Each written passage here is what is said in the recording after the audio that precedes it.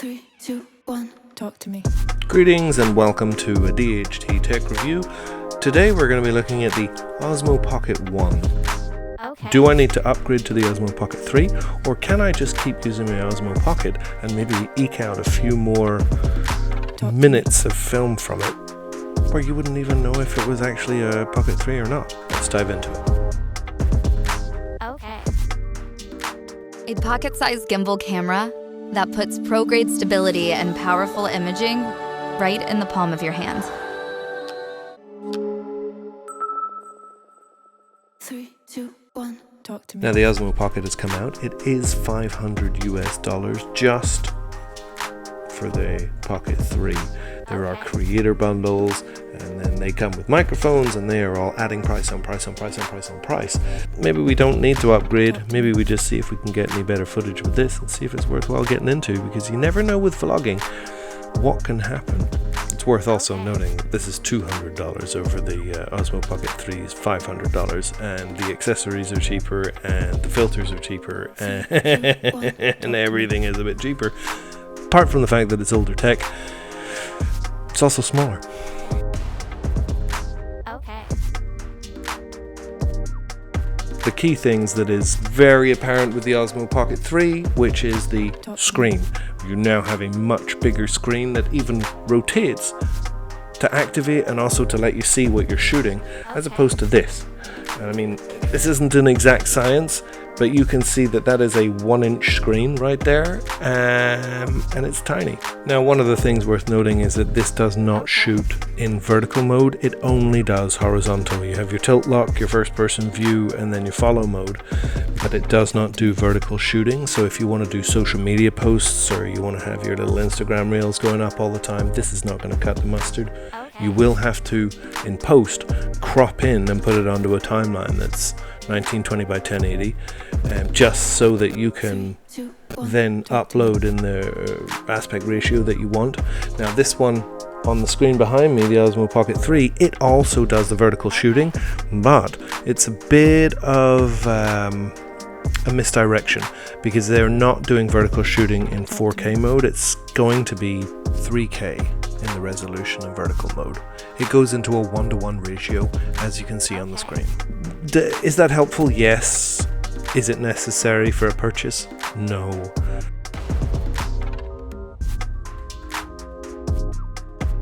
So yes, we do have different color palettes that we can use for this. We have normal mode, where everything is automatic, which is how we're shooting, and then they also have DCine-like. DCine-like is kind of like an earlier version of meeting customers in the middle on what log footage would have looked like. DJI then brought out their DJI log, which was another step further towards being true log mode. The idea is that you have a grayer image with more dynamic range, so that you can then push and pull more from it as you start to edit it in post. The Osmo 3 is 10 bits, has D-Log M. Okay. Osmo Pocket 1 has 8 bits and DCine-like. So you're not really going to get that same depth that you would do with the Osmo Pocket 3, but you don't expect that because it's 5 years old. Technology moves on. Okay. Picture quality is going to be 12 megapixels. It's not very great, but it is a start and a step in the right direction, and it is great for little subtle, selfies or whatever when you're out with a loved one just having some fun. Okay. Nobody even notices that it's there. You also get the opportunity of shooting JPEG and RAW. RAW being great for post-processing, just like log mode would be for video recording. And JPEG is just normal mode straight out of the tin. This is what you get, and it's already baked in, so everything's fine. If you don't care, you don't care. If you do, we get more flexibility, so it's nice to have. Again, with the photos, you get the ISO range, which is anywhere between 100 and 3200. After 800, the ISO kind of really has a huge impact on the quality of both the pictures and the videos, because you end up in a situation where the noise is so apparent that there is very little you can do unless you run Topaz AI or whatever to try and counter it. Okay. It's going to be noticeable and you're going to see it. It's not a good time. And of course with the shutter speeds, you've got 1/8 thousandths of a second all the way up to 8 seconds exposure, so even for nighttime photography with a low ISO, you can actually get some reasonably usable footage. This is true for time lapses, hyperlapses, and long exposures. It's worth noting, if you're shooting in auto and you want to turn that brightness down, you can actually just adjust the exposure value and everything gets done in camera. So if you don't know much about taking pictures, this can be quite helpful to get you thinking more about how to frame your image and not what you're trying to achieve through manipulating the manual controls within the camera.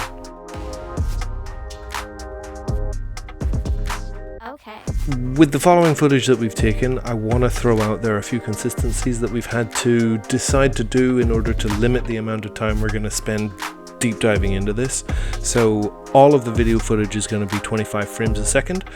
We have an f-stop of 2.0, which is just fixed on this thing. Our ISO was set to automatic, so we're going to let it do most of the decision making. The shutter speed as well, that's on automatic. I realize that on a 25 frame per second timeline that my 180 rule is what I need to follow at 1/50th for the shutter, but I'm going to keep it on 25 frames a second and we're going to let the machine do the work. Everything is going to be filmed in 4K, and we are going to have our audio set up so that the microphone is on moderate. So you can have low, moderate or high, the idea being how sensitive it is to picking up noise.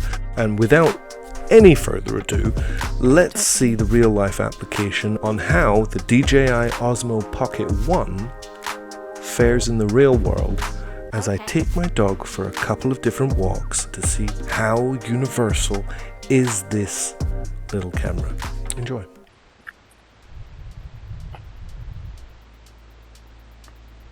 Brilliant. Thanks, Bug.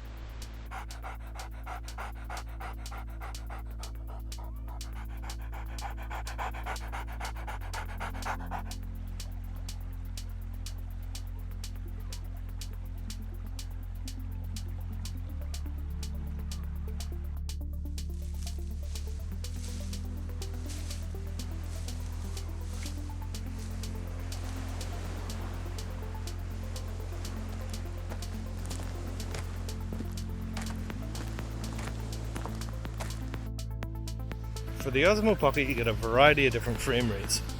You can get 24, 25, 30, 48, 50 and 60 frames a second. And that combines everything in the 1080p, the 2.7K and the 4K. And as we move into this, we have the options to use Superfine as well as just regular mode. Now, what is Superfine? Now, from what I can tell, it's simply some kind of denoise filter that's applied after the settings are completed. It actually affects the bitrate as it transfers onto the camera. So usually you get like 100 megabytes as a standard bitrate in Fine. But because it's now variable and it's got an extra filter applied to it, you end up trading the detail for better low light quality, kind of taking some of the noise out of it. So whilst we could use Superfine, two reasons not to.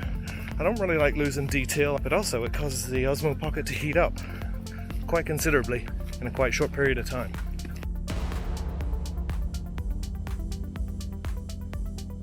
Now you can see the problem with the Osmo. It's really struggling in this light. When it's bright behind me, it doesn't know how to focus on my... Yeah, it's kind of losing it.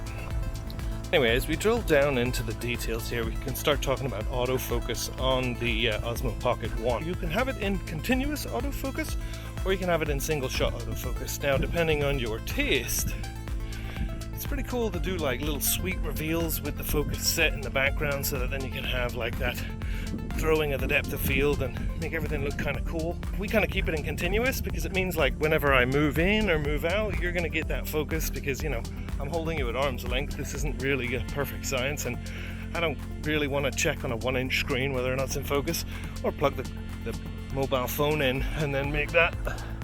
Let's go across the road here. Classic. So okay, we got the two different types of focus. We got continual and we got single shot. Now when we use the single shot, yeah, it's great for holding the focus in the background, doing a reveal from behind, say, a tree, and making the scene more appealing because there's depth to it. But I mean, as you can see in here, probably wouldn't really work vlogging having a single shot, because if I move you far away or I move you close, I need it to be constantly updating so that I can be in focus for you. Now the only problem with that is that when you are in continual autofocus and you got a very detailed scene, you get a lot of pulsing where it can't quite decide, oh, am I focusing on this or am I focusing on this? Oh, I'm not going to do anything, and then suddenly, boom, it really does jump in there, and well, it becomes quite apparent, and that's not really something you want to do for a professional job. The other things with the videos is that we have Cine-like and normal mode. We were filming in normal mode, and now we've switched over to Cine-like, so it can give you a bit of a flavour as to what the difference is really with the two as we look at it. Does it make a difference? I guess in post it does. You end up getting a slightly grayer image that you can do more color correction with, and you know, make the image look better, or depends what you want to do. If you're looking for speed and you want to make videos with the kids, normal mode, just keep it in normal mode. I'm going to put it back in normal mode.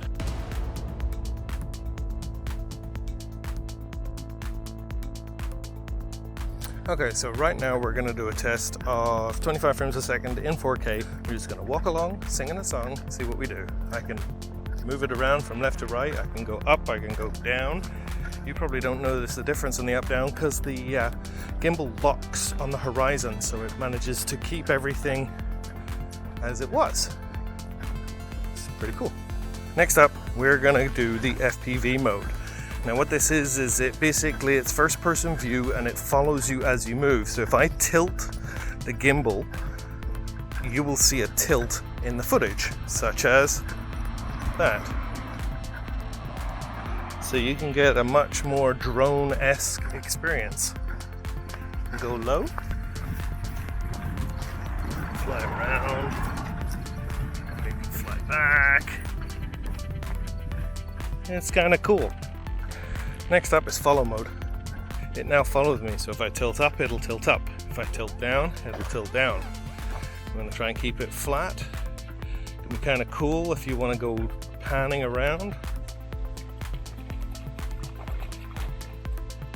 But overall, I think my favorite has got to be the tilt lock.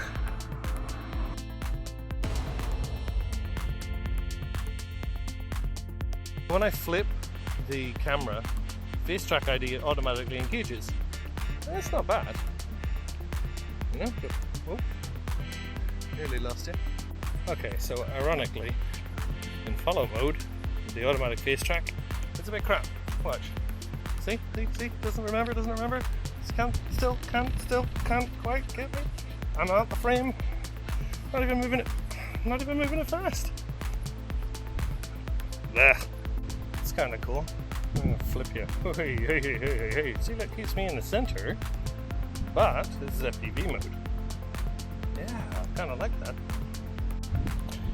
And here's one of the weaknesses. I'm obviously very dark in comparison to the bright background, even with an ND filter. And as the follow doesn't always work. It's just when I go up and up, it just doesn't really understand what it's supposed to do. Still not following me proper.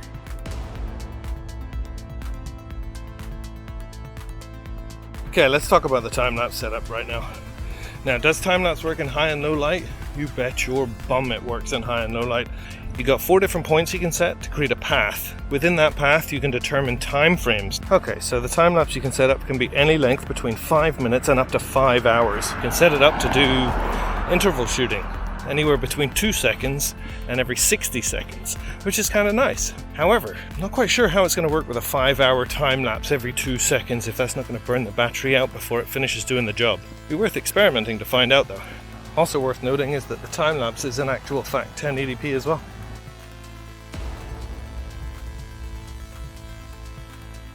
Hyperlapse option, which is kind of cool. It's similar to a time-lapse, but the option is, rather than offer the path that you would have got with a time-lapse, this time you pick your point of focus and then you can walk around shooting that object. Now it should keep it in the frame, and then depending on how fast you walk, you can set your speed from 2 times up to 30 times. It's 1080p again, so you know, quality's not really there.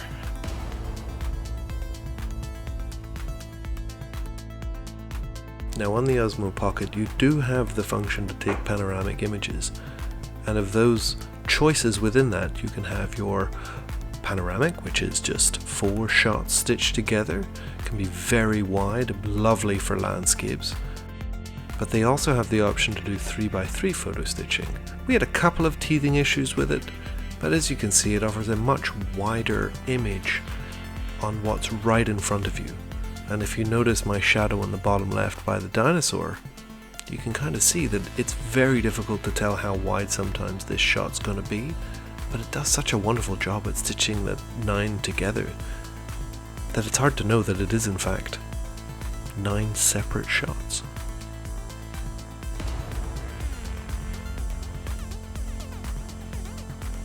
So okay, some of the other options that we got here is that we have slow motion capability with this Osmo Pocket. Now with the slow motion, it's only in 1080p, it's 120 frames a second, and it does crop in on the sensor 4 times.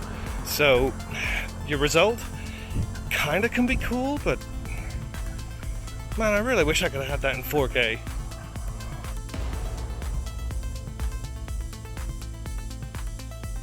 Now one of the cool things about the Osmo is that it can connect to your phone. Now it does come with an adapter, so if you're Android or iPhone, it doesn't matter. You can connect physically with a little dongle that slides in. But I bought the wireless module, so it connects wirelessly to the DJI Mimo app on my iPhone, which then gives me a whole plethora of options. Allows me to really drill down into the pro mode, set my exposures, see the histogram. I can set it up for, you know, your rule of thirds, or we can put the cross across the middle. You can set up your point of focus. It's a real necessity for such a tiny screen that just gets frustrating, especially when it's in a case. And with an honest review of what I found with the iPhone is that when I'm using the Mimo app and I have my histogram on there and I want to control the gimbal with the controller on the screen, apart from it feeling a little clunky and mechanical, but that, you know, whatever, that's inevitable, is the fact that I have to shift things around the screen so that I'm not overly touching something or closing out other things. Maybe I should have bought a bigger screened iPhone, I don't know. Worth a thought.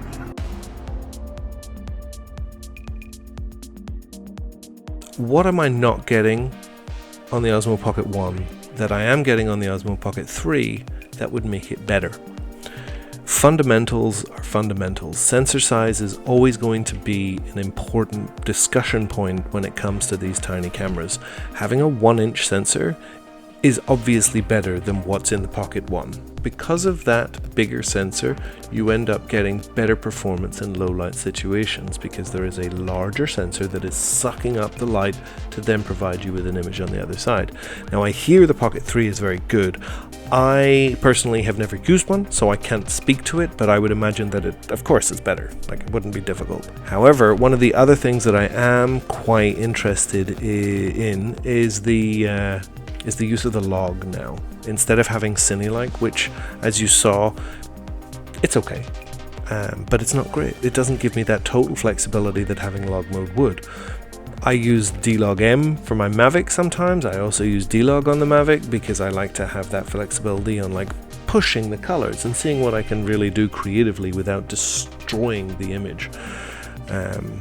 So that would be a nice feature to have. The other side of it is a 3-inch screen on the Osmo Pocket 3 would be much better than the little tiny 1-inch screen that I have now, because I always have to rely on using my phone if I'm going to get anything of any real standard. I can't see when I'm vlogging what I'm vlogging. I also don't have my phone plugged in so that I can make sure I'm framing myself correctly, because then I end up with a top heavy situation. Now, if my phone falls out, because it's only on with a little loose connector, if my phone falls from 6 foot up and hits the pavement, then it's going to break. But having a bigger screen would really allow me to see what I'm filming and frame it just that little bit better without having to rely on using my phone and then draining my phone's battery and having to charge up 2 items now instead of 1. Vertical shooting option is very nice. I would very much enjoy having that so that I can see what I'm filming for little reels on Instagram. The fact that they kind of cheated and cropped in on the sensor, I don't particularly care, because 4K on most cell phones doesn't It's not 4K anyway. It's always been downgraded to run or stream quickly off the internet, and 4K, unless you have a 4K monitor, isn't going to be 4K. That's just the simple reality of what we're looking at right these days. The other thing that was really kind of interesting with the Pocket 3 was its ability to live stream on YouTube, which I've never done, but if I had the option, I might explore it a little more. I feel like that's worth possibly being able to connect with my audience better if we were at an event and I wanted to give you behind the scenes as I'm filming, kind of like Jasmine's Star back in the day. The other side of the conversation is, of course, with the face tracking. It became apparent that face tracking was okay at best when you were vlogging. It was a bit better whenever you were filming and a subject was moving around. You could kind of see how the camera was still keeping up enough that it didn't struggle too much. The only problem came from the limitations of the gimbal itself, because it only has 270 degrees. It doesn't do a full 360, unfortunately.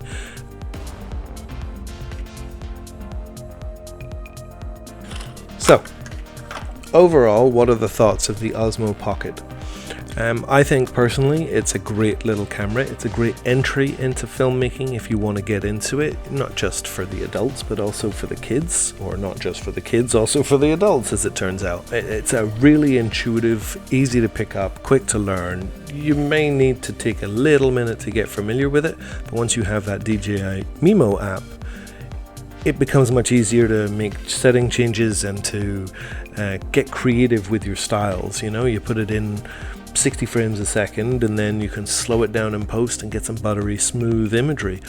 You also have the slow motion effect, and granted it's 1080p, but it's there and it's usable and it can create some interesting shots. Low light capabilities of this thing are atrocious, so we don't use it for that. But the versatility of this thing is where you get your bang for your buck. It's a jack of all trades. Granted, it's not a master of anything in particular, but if you're just getting into it and you just want to start and potentially earn a little bit of money with some creative ideas, creative thought, this is a great little entry camera. I would suggest getting an Osmo Pocket over an Osmo Pocket 3. The 3 is simply too expensive as an entry level. 1,000 Canadian dollars for the creative combo package for, vloggers to get the microphones and everything else. I know a lot of people are going to argue with me and tell me that that's actually a really good value, and it is really good value, but my point is that if you're getting into this, it's not. Are you going to buy a Pocket 1 over the Pocket 3 if you could get the anamorphic and the wide angle and the ND filters and your own little microphone? Like, I have a little microphone, a lavalier mic over there, and it only cost me $100. So all in, this whole setup only cost me $500 Canadian. So now I have to double that in order to get into this market with the new launch of the new products, which I think is going to be a barrier to entry for a few people anyway. I mean, I know for myself it's a stretch too far for me to do the upgrade because I need to get rid of this in order to afford the new one. One of the things I'm actually kind of excited for at this point is whether or not to hold off and just wait for the Osmo Pocket 4. Because I'm pretty sure when the 4 comes out, the sensor is probably going to get into that micro 4/3 territory, because we've just seen that with the Mavic 3s and they've been very successful, and I don't know at that point whether it would be a pocket anymore because it's slightly out of just fitting into your pocket, but certainly I would be interested to see a micro 4/3 and then maybe a little jog wheel built in, so that if I want to make adjustments on the fly, I can adapt that to do it rather than connecting or having to play around with the screens or whatever the options are on the Pocket 3. But because it's been a year, I think I might just hold fire. I've got the Pocket 1. I can get to grips and get better with that. I mean, the Hyperlapse was incredible. It's actually a lot of fun to shoot. And then of course, I've got my other cameras. We've got the 5D right here, and I've got the Blackmagic cinema camera, which isn't a pocket cinema camera. I know it says it in the name, but it's not, because one of the things that I really love about this is that I can film anywhere and it doesn't come at a cost of people being aware that I'm filming. So we're working on the next video, which is just, we're running this with the anamorphic to see whether or not the anamorphic lens was actually worth using.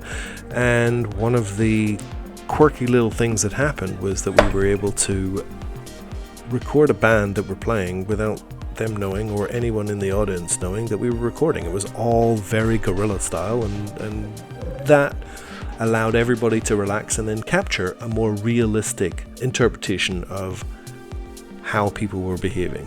What is that light keep shutting off?